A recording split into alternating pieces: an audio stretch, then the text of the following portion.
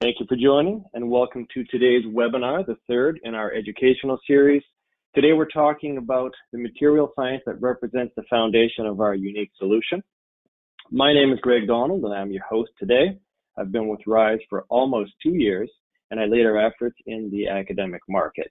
And although I do my best to limit exposure to the news these days, it does seem like 3D printing is at the forefront of the response to the pandemic. Everything from swabs to ventilator valves to personal protective equipment is being printed by students at home, maker labs, school labs, and local industry. The level of innovation and responsiveness has been extremely impressive. Please note that as we proceed, if you have questions, you can submit them using tools in the webinar. Time permitting, we'll address them today, or we'll respond to you via email after the conclusion of the webinar. And I'll also beg your forgiveness. I am, like many of you, working from home, so there can always be a burst of dog barking or some other intrusion at a moment's notice. So let's start with a brief review of today's agenda within the context of the overall learning series. In our first webinar, we introduced the unique innovations behind the RIZE platform and discussed the value of color printing in education, along with the importance of safety. Our second webinar built on that knowledge and talked about how our marking ability enables greater and faster levels of innovation by creating a direct tie between the digital and physical worlds, resulting in intelligent and secure parts. Today, we're going to explore the foundation of our unique innovations, which starts with our material and with our ink. So let's continue. Who is RIZE? We are the people who invented the world's first UL2904 3D printer with safe and recyclable materials. We are a young company. We're in a growth stage. We are very proud of some of the many important customers who have joined us on our journey. We are based in the Boston area. We have a leadership team that consists of a lot of industry veterans. And we have a unique relationship with the software company Dassault and the subsidiary SolidWorks. You can see as well that we have some unique certifications that we'll get into in more detail on the next page. So let's continue on. At RIZE, there is a very consistent theme of innovation going back to our inception. 3D printing, as many of you know, is dominated by products with very little differentiation, and we're proud to be recognized for what makes us different. You can see we have awards from IDC, a NED Innovation Award. A lot of these awards started in 2017, but then you see in 2019 we had a Best Practices Award that was very much focused on our unique process and the safety of our process. That was a Frost & Sullivan Award. Our most recent certifications are really focused on safety, including the safety of our printing process that has no chemicals or air quality issues. And this was reflected by the UL Green Guard certification that was mentioned previously. RIZE is the only 3D printing company to receive this certification, and it recognizes that, and it also recognizes that the 3D printing industry has emission issues, but the RIZE printers and the process is safe. Our RIZE material, if you see the USP Class 6 on the screen, is also certified as having the highest level of skin safety available. This essentially means that our material is biocompatible, and that opens up a wealth of applications. Let's dive into the state of the industry and why we engineered our unique materials platform. There's a number of very commonly used materials in 3D printing that are easy to access and have reasonable performance capabilities, and some even come in a variety of colors. It should be noted that some of them, like ABS and more recently PLA, I've been hearing about, are being banned by education institutions because of safety and emissions concerns. During printing, and this is not unique to FDM or filament style extrusion printing, there are particles that are released in the air that are known irritants, and in some cases they are carcinogens. Other materials have moisture absorption issues, and this manifests in a couple of different ways. Number one, you might have to store your materials in a unique box. It can lead to storage and shelf life issues. But it can also lead to printing consistency issues based on whatever weather you might be experiencing on that particular day. As we mentioned before, toxicity is an issue. There are chemicals involved in post-processing. A lot of the materials themselves are not biocompatible, and frankly, the largest input cost in the 3D printing world remains as labor, and that speaks to a lot of the post-processing that is involved in the industry. So at RIZE, we work to address these via our unique polymers and also our functional inks. So I started with the USP Class 6 certification for skin safety. We also have very low moisture absorption, and we also have some very unique chemical resistance factors. And our material can, in fact, be cleaned, reused, and even sterilized. We also talked about UL Green Guard previously. It does speak to the overall safety of the printing process.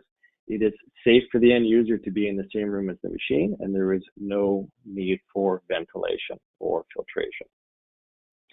So let's talk about the process and the two key innovations that are at work here. Number one is the printing process. We call it augmented polymer deposition. This is a patented process that combines two existing technologies that have been proven over time. What we've done at RIZE is combine them in a unique manner. It allows us to address certain issues that are pretty common in 3D printing. Number one, post-processing is now very fast because we have a release ink that goes between the part and the support that allows for support removal that can take seconds or minutes. We also have the ability to mark our parts. We can add labels.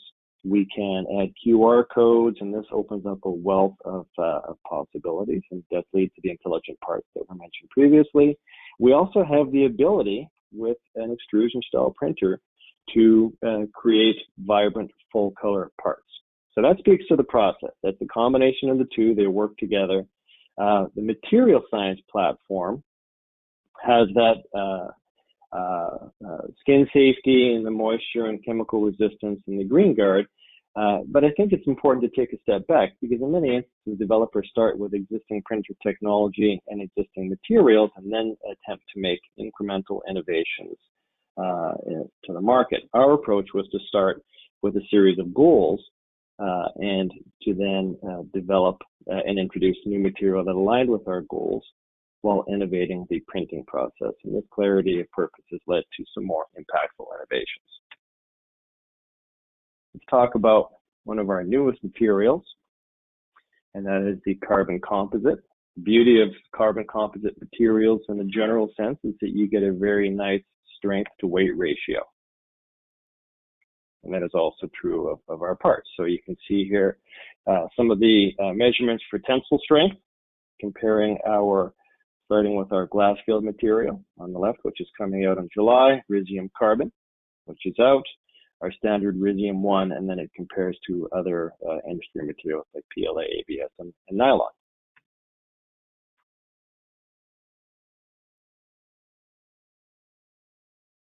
Comparing stiffness, you can see as well that Rizium Carbon has a very good level of stiffness. Glass field as well is quite high, and then you can see Rizium 1 in the mix.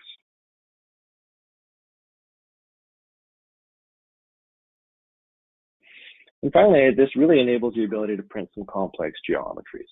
You can see some pretty fine levels of detail on the Tyrannosaurus Rex in that image. A little more on the carbon material.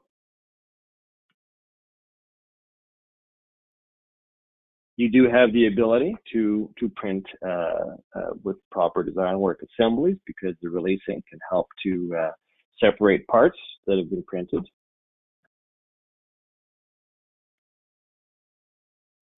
The parts can withstand forces in multiple directions because of that high level of strength and stiffness.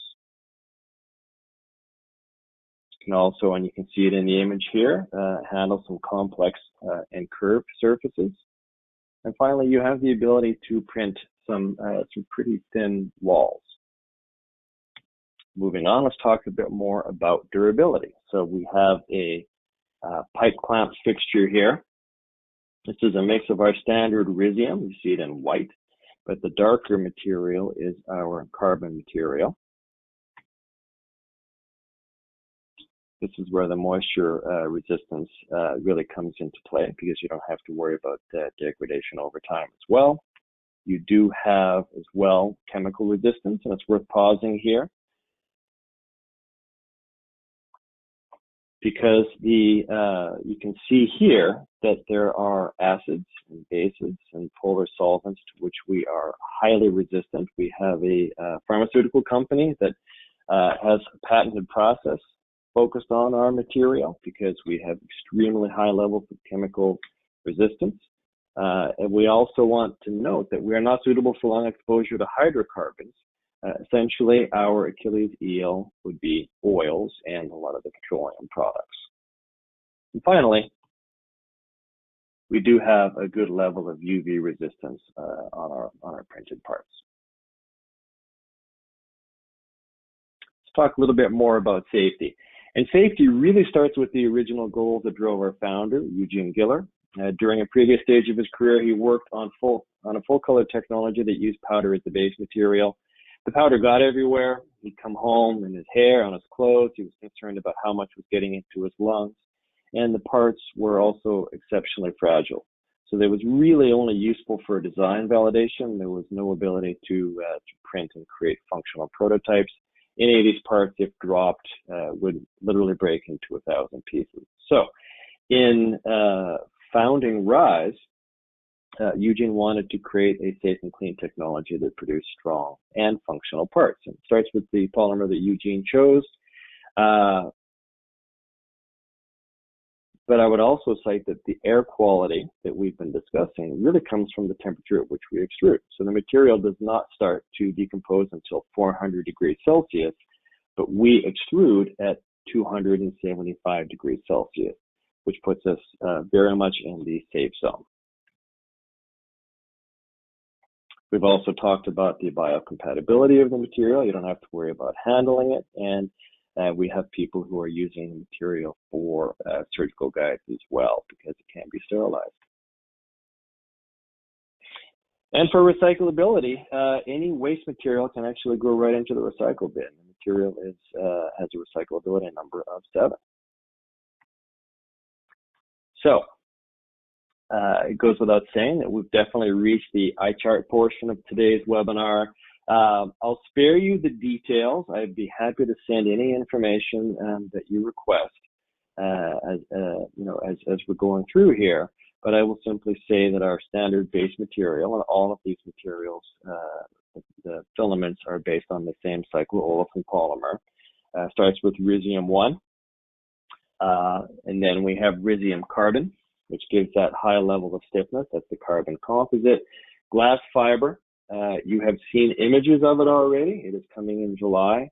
The beauty of the glass fiber is that it is a white material. It will take our marking, which is really core to our value proposition, but it also takes our color inks. So you can print larger, and you have good dimensional stability, and you can manage with minimal warpage as well, which is a problem with most FDM machines with parts over 4 or 5 inches.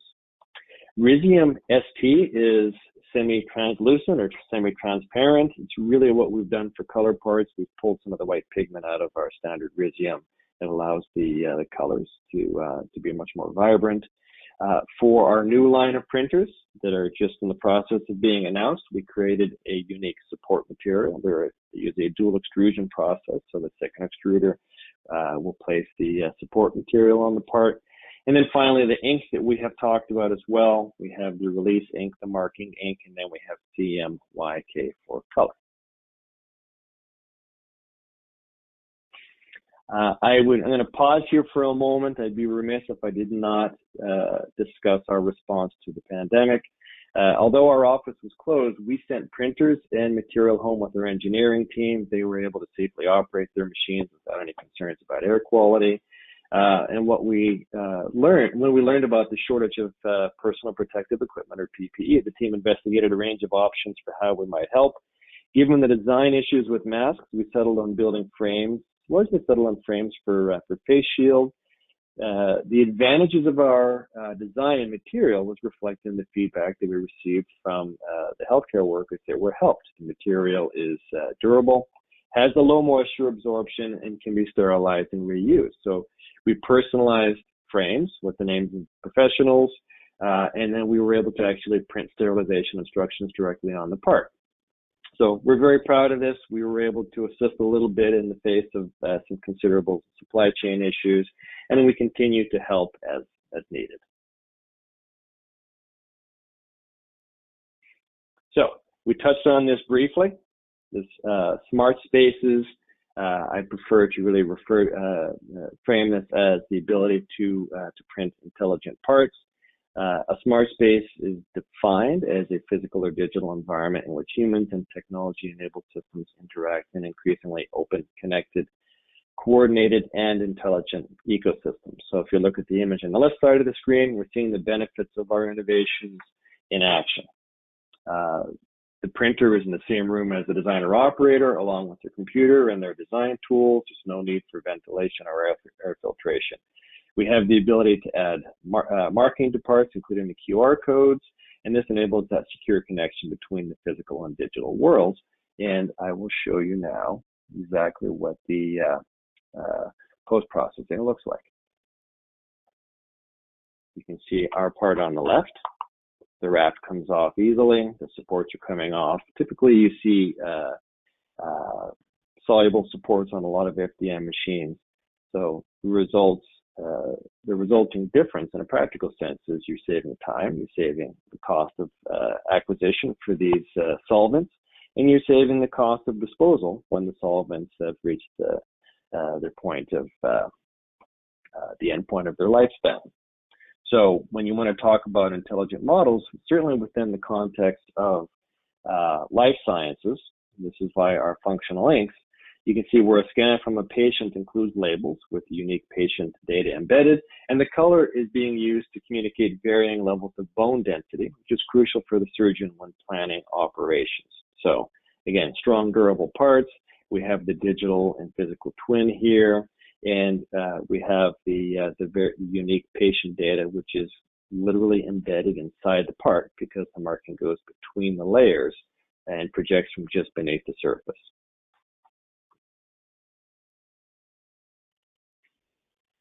Continuing with the Industry 4.0 theme.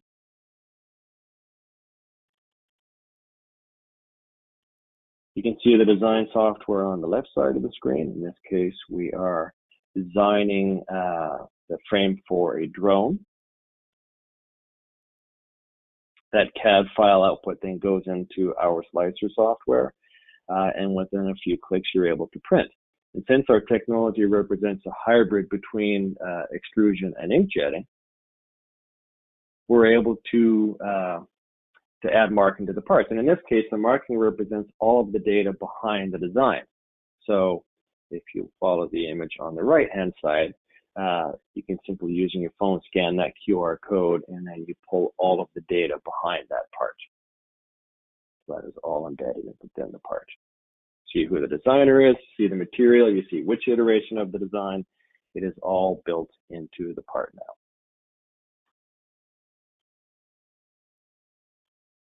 So some additional applications. Let's talk about color and why it matters. Color is enabled by our inks. So let's just talk very quickly about the academic space and the value of color.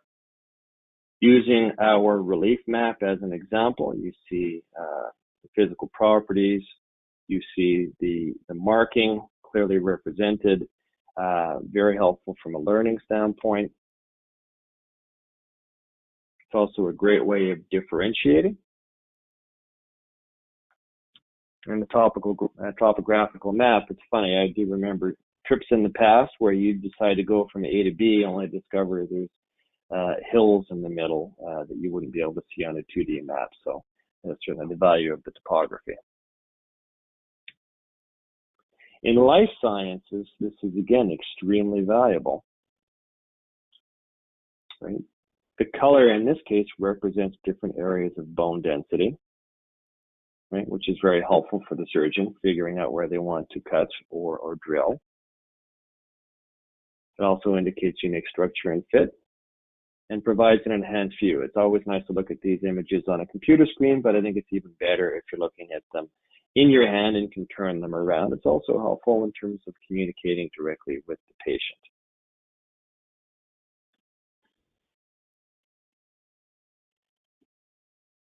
Bear with me.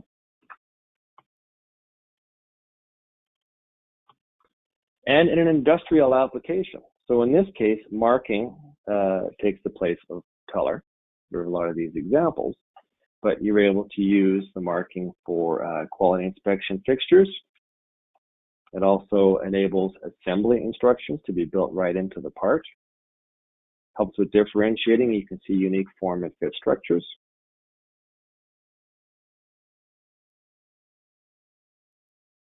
Which can help with very clear and easy understanding of work procedures.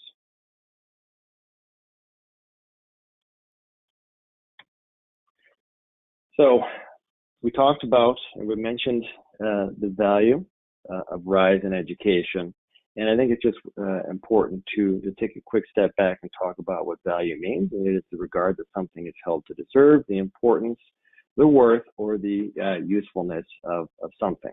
And what we're seeing in academia is that labs are in many cases moving from individual departments to more centralized locations. In that scenario, the usefulness or worth of the equipment can be measured by the number of departments or programs that are able to gain some benefit or advantage by utilizing that equipment. At RIZE, with our combination of full color capability, with functional materials, and at a price point that hasn't previously been seen before for full color printing, we do represent unique value to schools at all levels.